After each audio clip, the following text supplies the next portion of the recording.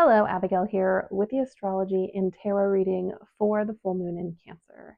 This full moon is the first lunation of 2026. We are officially into this new Gregorian calendar year.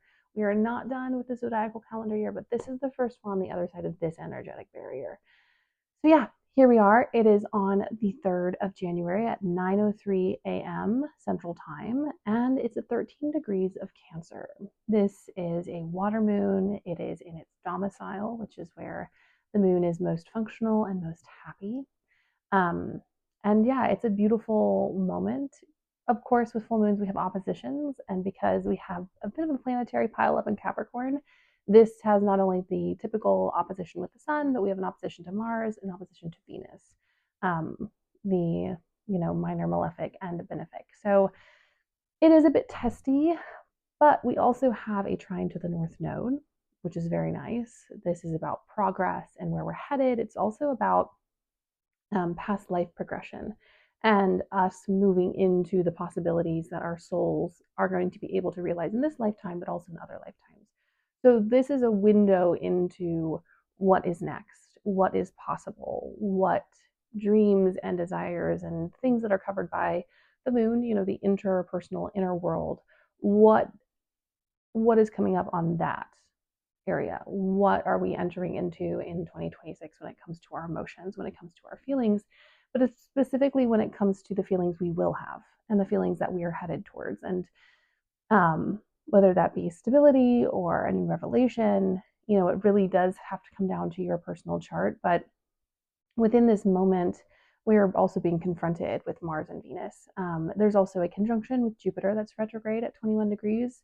So it's kind of interesting because we have this blessing from Jupiter retrograde with the moon, that North Node trine, but we are also having to face something. We're having to face things around anger and passion and progress, and also Venus, which is comfort and connection and luxury and care.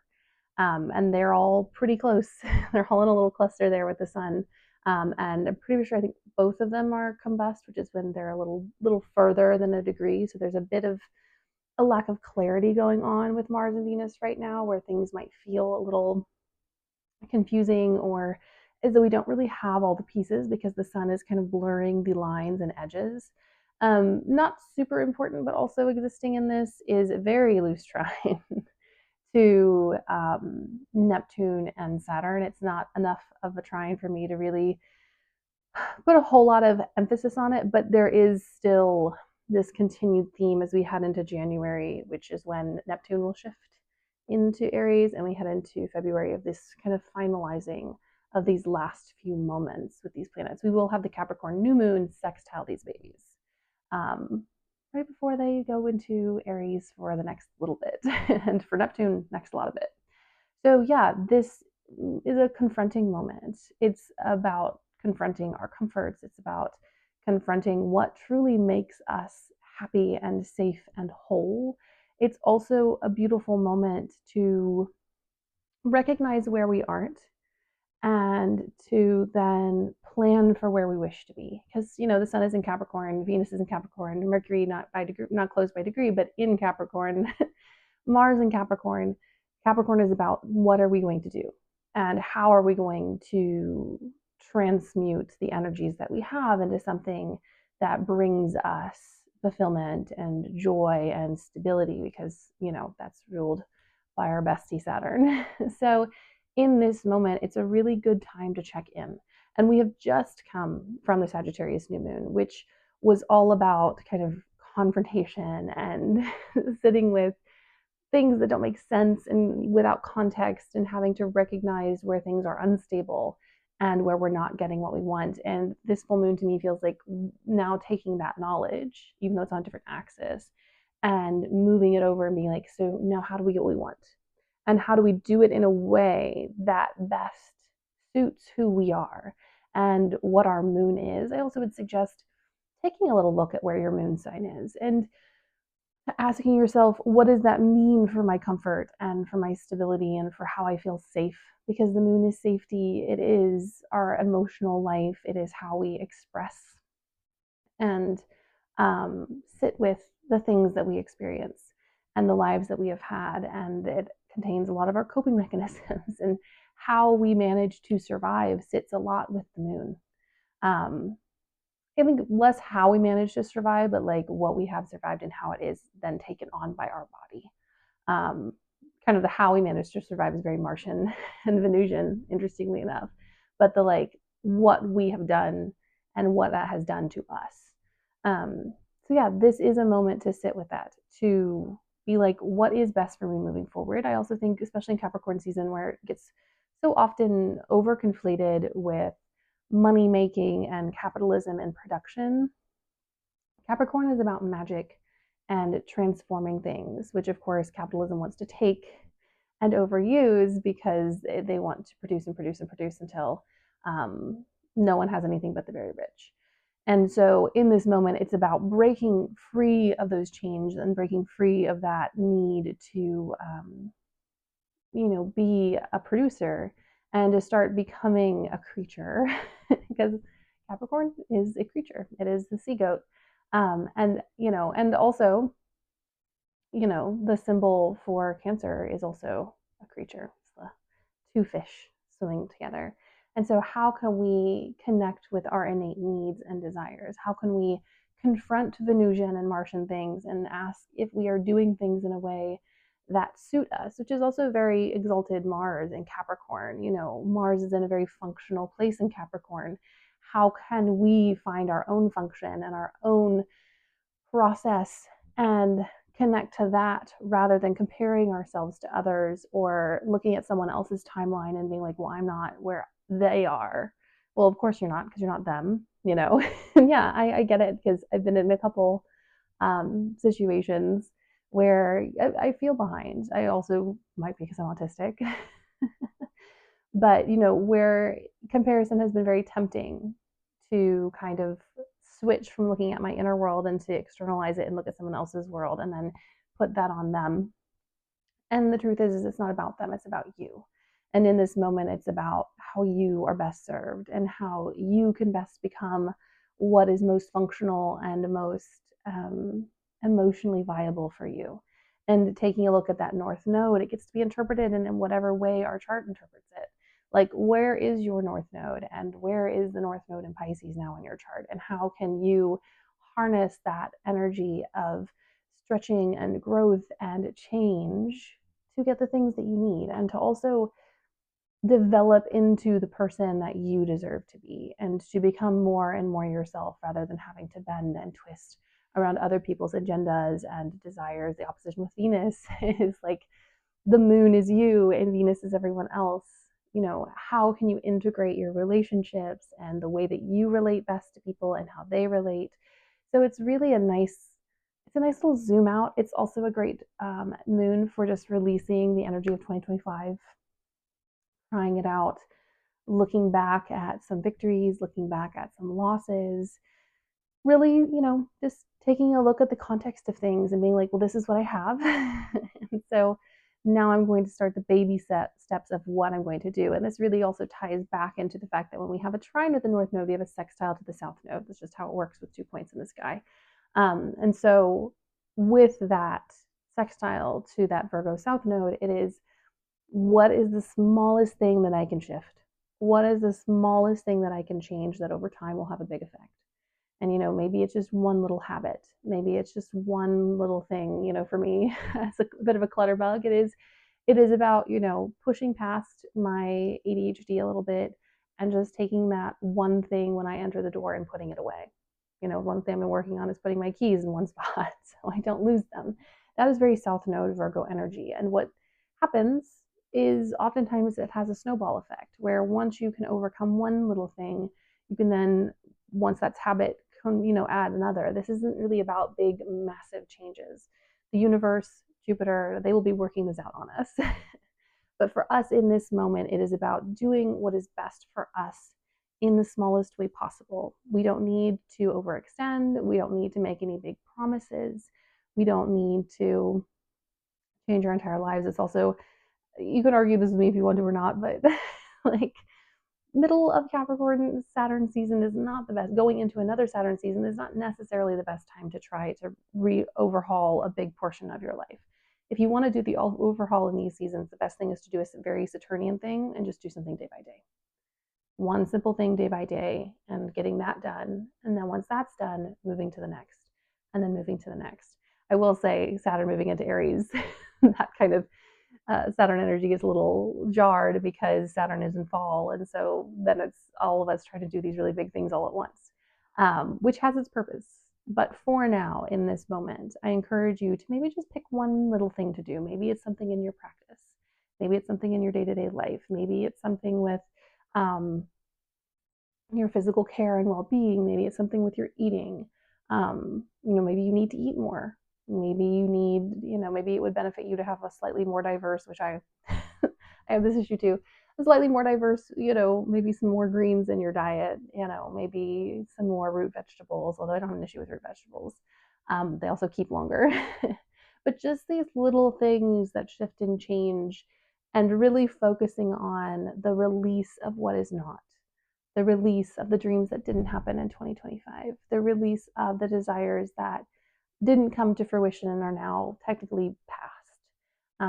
And just recognizing them and giving them the honor of having existed. And then, especially the Capricorn new moon that comes up 2 weeks after this. And then in those 2 weeks, coming up with what you want to do next, coming up with what your new dream for 2026 is, what your new desire for this year is, what your manifestation and goals are moving forward, and then allowing Aquarius and Pisces season, which that's eclipse season.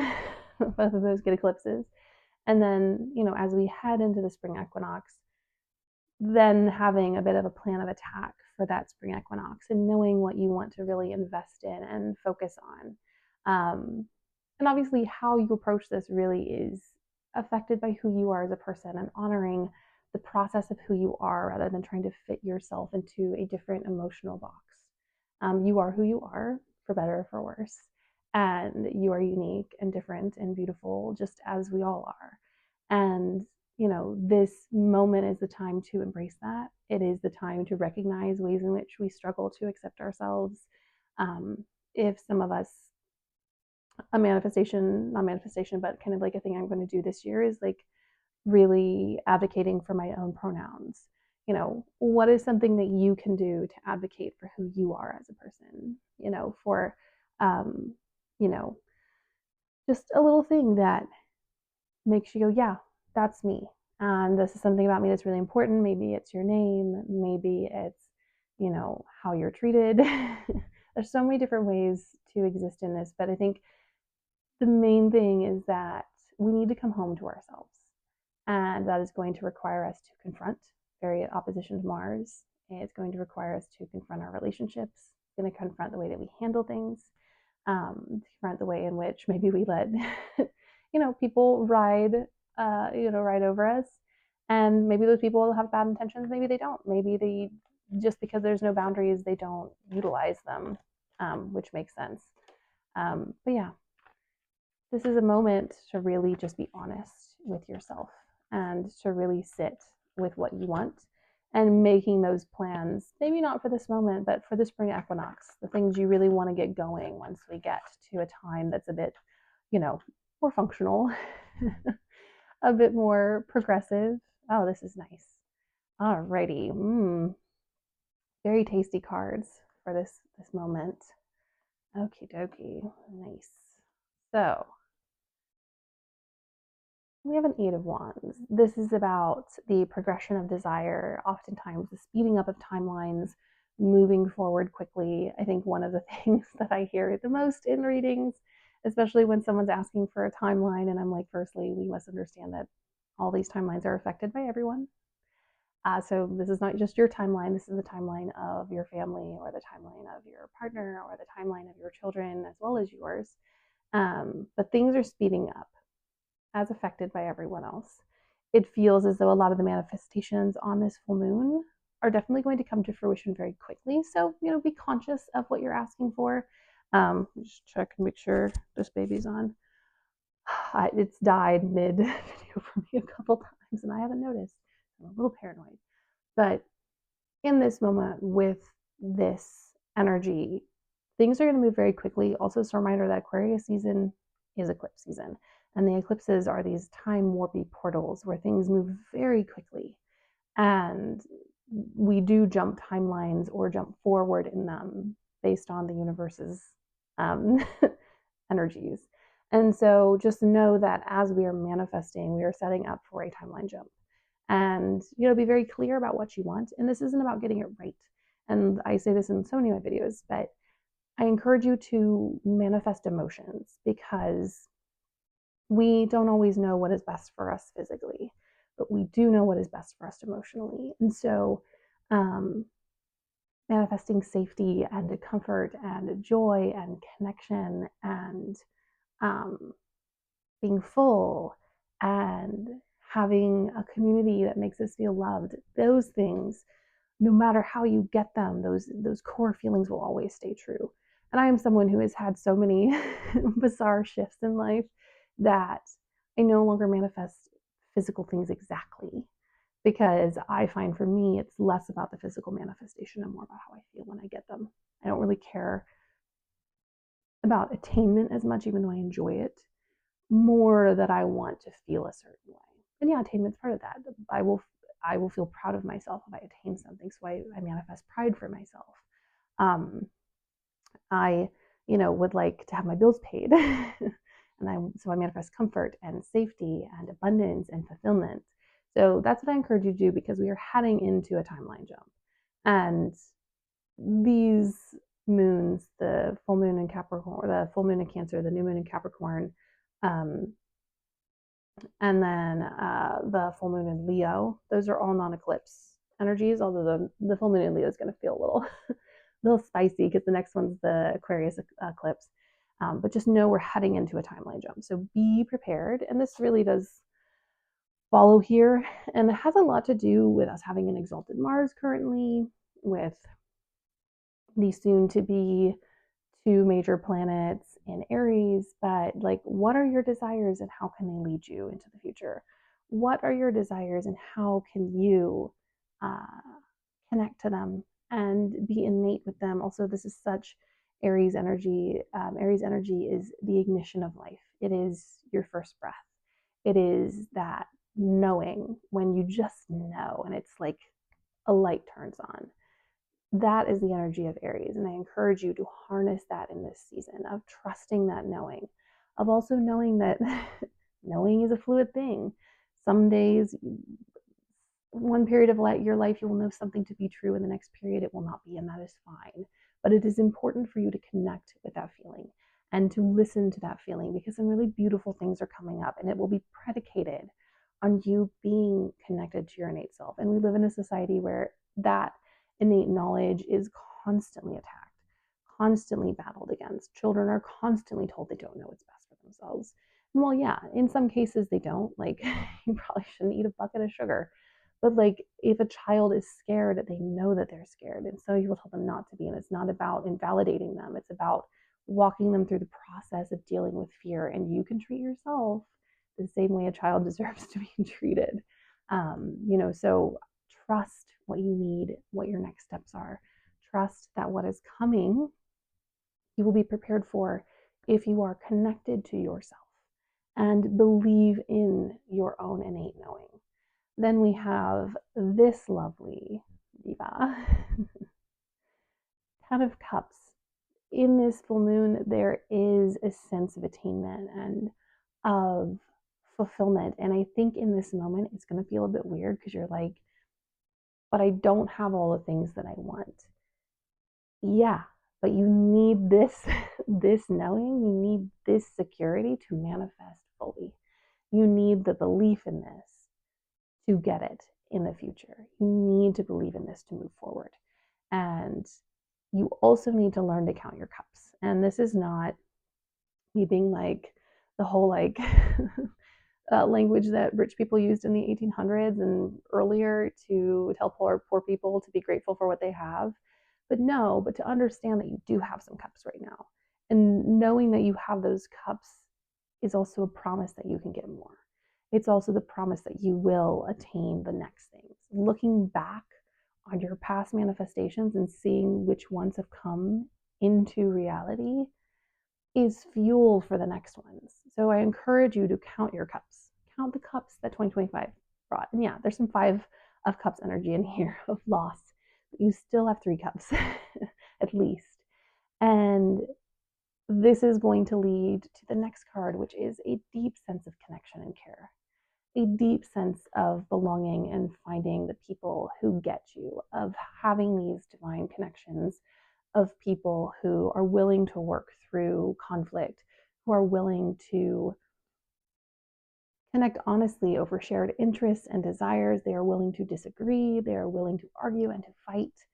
Um, I had an epiphany during my recent separation from someone I loved very dearly. But they were accusing me of wanting to start a fight. And I was like, I don't fight with people I don't love. Because if I'm fighting to stay. And if we're having a disagreement, it is so that we can find resolution. And I think some of us need to hear that, like, I'm not talking about like screaming brawls. I'm not talking about yelling at each other and being rude and cruel. But conflict is essential to good relationship. Conflict is proof that you're still invested in something. And being able to healthily resolve conflict and to live in that space is the hallmark of a healthy relationship with parents, with children, with romantic partners, with friendships. And so I hope that you find someone very soon, or you already have someone who you can fight with healthily. And I do believe this is coming. We also have the Wands, very spicy, but I do feel like for many of us, there is a hole in our life, whether it is friendship, whether it is a connection with a child, whether it is a parent-child dynamic, and some of those can't be healed, but some of those can be offloaded to other relationships. To find that connection that maybe we don't have with a certain dynamic and to find it somewhere else. And this is also the hallmark of a healthy, just relationship group overall, is the ability to have different relationships that fulfill different needs. And it feels very 10 of Cups. So in this moment, recognize where you have those relationships, recognize where you need those relationships, manifest the places where you don't. Be like, I need this connection. I need a romantic partner. I need a friend. I need to have a family. And I would encourage you to be okay with whatever way that happens, because I think the universe is going to do it in a way that's very unexpected, but it is going to be in a way that is just perfect for you. And you just don't know it quite yet. And so, yeah, there's a connection coming. I do think it is going to be a manifestation of the eclipses. So it's not right now, but as the closer we get to the eclipses, I think the closer we are getting to some of these manifestations. And I don't think, especially the 10 of Cups, that these are new manifestations. I think these are manifestations that we have honed and clarified over time, and now we're really clear about what we want. And then, last but not least, we have the Three of Pentacles. This moon, in the moment of the moon, is about building connection, but connection that helps us build a community. So this is the time to be connecting with people you work with, be connecting people with similar interests. These types of connections, while they are rich and fulfilling, are specifically for the building of something. And I know we could argue all relationships are this way, but this one is specifically finding mentors, finding mentees, sharing information so that we can all benefit. Maybe you need to take a class, maybe you need to get a reading, maybe you need to find a mentor, or maybe you're ready to start mentoring people. In this full moon, call in your calling, call in what you need. Call in the structure required for the future that you need.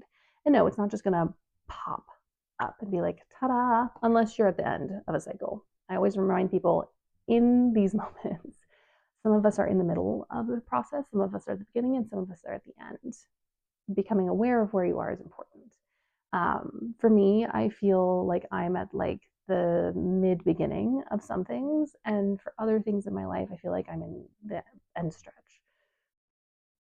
So manifest for where you are, call in these structures, call in these people. Um, we will eventually be coming up on a Mercury Cassini. Not quite yet, but not too far off. Manifest for that time period to, I'll look up the date and put it in the caption below when that Cassini is. But manifest these people that you could build with, manifest a community that you can share with and share knowledge with outside of the context of a society that is deeply exploitative. Like, we live in it, but we're not calling in these systems. This isn't a nonprofit.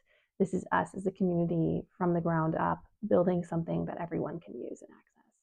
So yeah, this is a really exciting moment. It is the precursor to the eclipses, one of the precursors.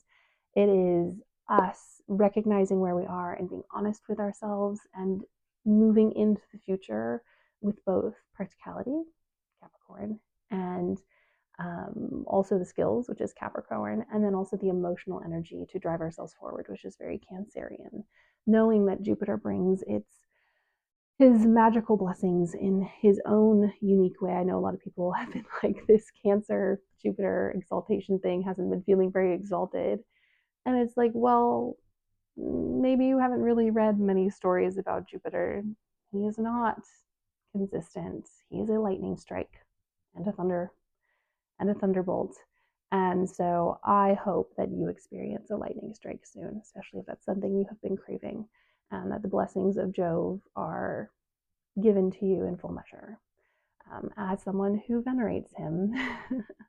Anyways, my loves, that is my tarot reading and my astrological overview of this moment. I hope it was helpful. If you have any questions or comments, please pop them below, and subscribe if you enjoy my stuff. And I will see you all later.